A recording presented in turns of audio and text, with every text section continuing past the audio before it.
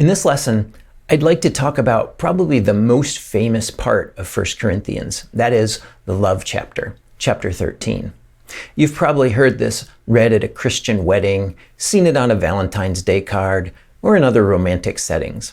How can we talk about 1 Corinthians without talking about chapter 13, right?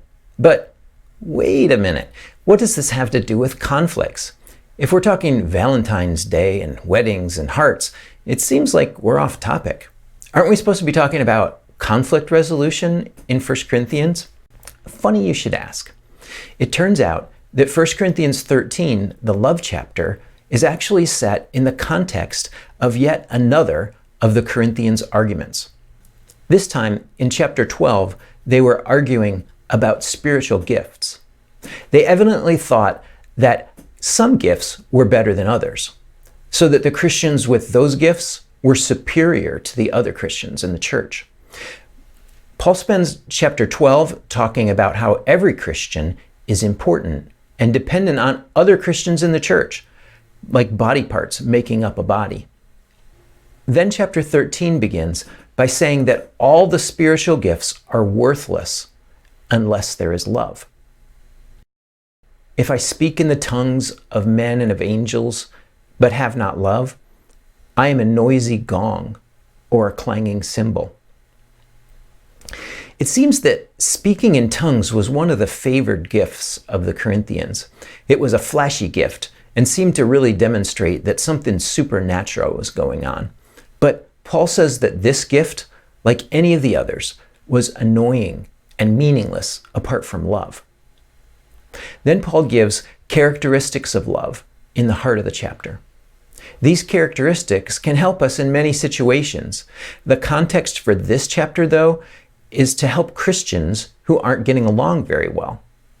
Argument after argument fills the Corinthian church. Arguments consume their energy, hinder the gospel, and quench the Holy Spirit. As we read them, think about how these characteristics of love can help Christians who are in conflict. Love is patient and kind. Love does not envy or boast. It is not arrogant or rude. It does not insist on its own way. It is not irritable or resentful. It does not rejoice at wrongdoing, but rejoices with the truth. Love bears all things, believes all things, hopes all things, endures all things. Love never ends. You may want to take some time to go through these characteristics of love, one by one, with conflict in mind. For example, in verse 5, love does not insist on its own way. Doesn't insist on its own way. Isn't that exactly the attitude the person in an argument needs? When we're in an argument, we should think to ourselves, I don't insist on my own way here. I love that other person. Can I show love by being less dogmatic, more flexible? Is this a time not to be rigid? Each of these characteristics of love leads to very practical attitudes and actions. This is really helpful when we're in conflict. One more thing about love, though. Let me point out that these characteristics of love aren't commands in chapter 13. Paul doesn't tell the Corinthians, be like this. What he says is, if you have love, you will be like this. Take a look. Love is patient and kind. Love does not envy or boast. This isn't a command to be patient and kind. Paul says love is patient and kind. I don't think Paul describes love this way just to be poetic.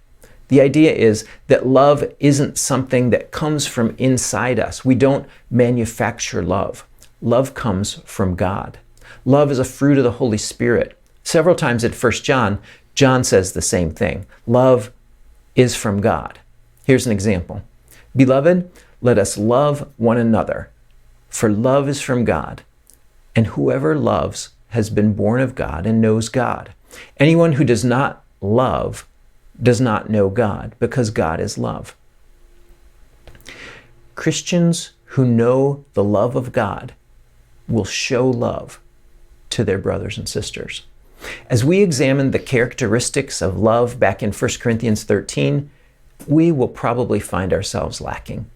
We can then ask God to work in us, draw us closer to Himself. The Holy Spirit can fill us with that love, His love. To wrap up, when you hear 1 Corinthians 13 read in a sermon or a wedding, please don't limit your thinking to Valentine's hearts. Remind yourself that God's love is super practical for Christians who are in conflict. Then ask God to fill you with Himself and His great love.